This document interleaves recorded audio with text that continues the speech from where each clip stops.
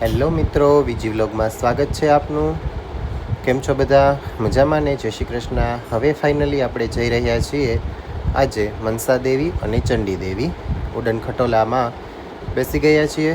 જોઈ શકો છો મનસા દેવી અને ચંડી દેવી બંને જે મંદિરો છે કે જે પર્વત ઉપર આવેલા છે.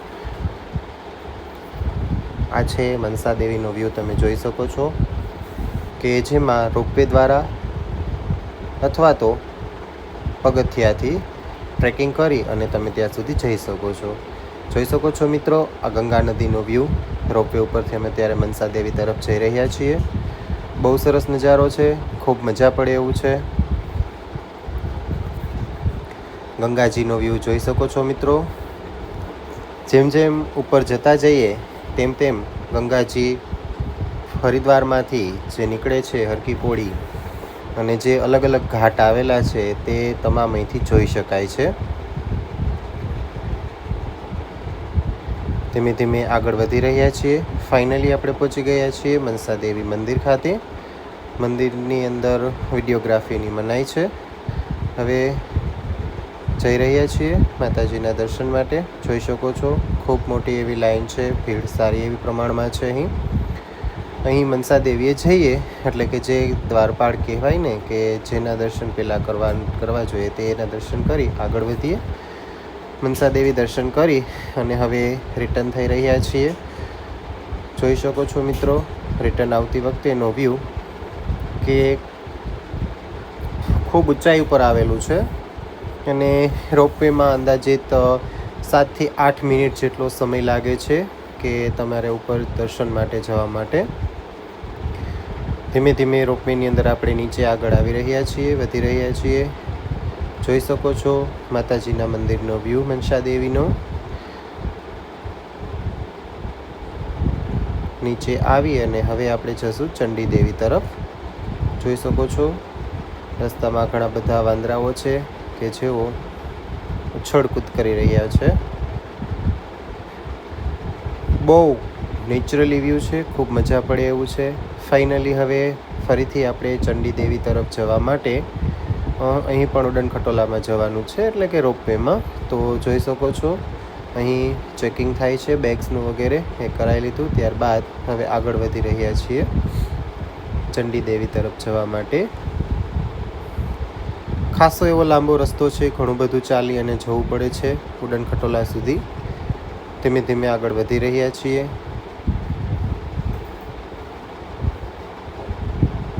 સરસ મજાની પ્રકૃતિ, ગંગાજીનો કાંઠો અને ભક્તિમય વાતાવરણ વચ્ચે જે તમને આનંદ આવે છે એ હરિદ્વારમાં એક આનંદ અને જે મનની તૃપ્તિ થાય એ જોવાની ખૂબ મજા પડે છે. અહીં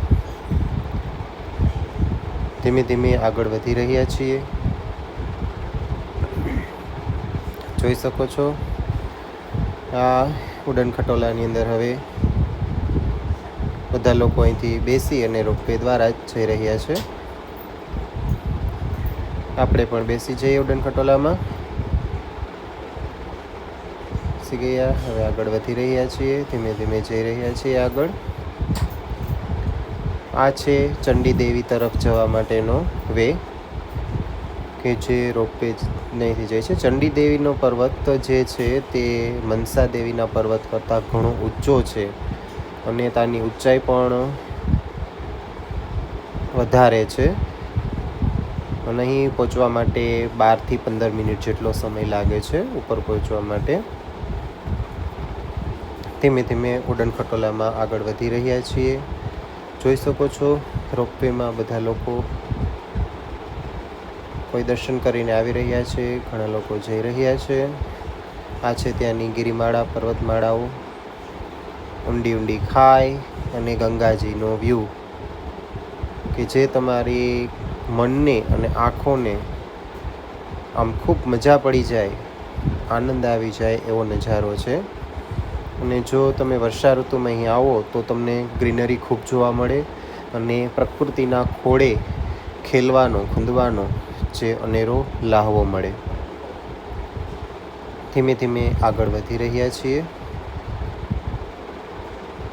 ચંડી દેવીના દર્શન માટે ખૂબ સરસ મંદિર છે. મનસા દેવી મંદિર પણ બહુ સરસ મજાનું છે. એવી જ રીતે અહીં ચંડી દેવી મંદિર પણ બહુ સરસ મજાનું છે મિત્રો.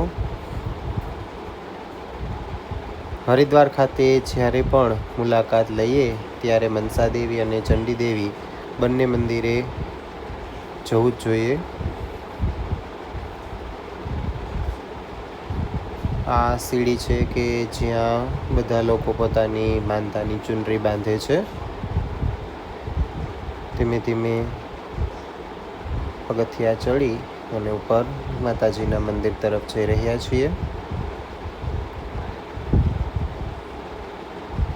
ચંડી દેવી જ્યારે અમે લોકો ગયા ત્યારે જોઈ શકો છો, માતાજીના દર્શન કરી શકો છો. આ તરફ હનુમાનજીનું મંદિર છે. અહીં પણ ખૂબ સરસ મજા પડે એવું છે. અહીં પણ અંજની માતાજીનું મંદિર અને હનુમાનજીનું મંદિર આવેલું છે.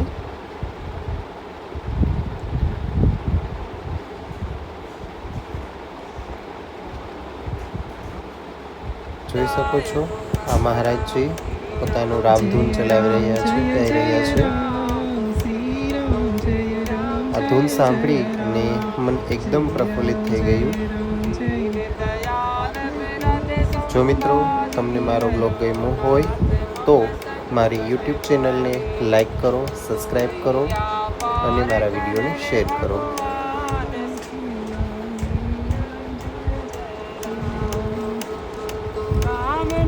રાધે રાધે, જય શ્રી કૃષ્ણ, હર હર ગંગે.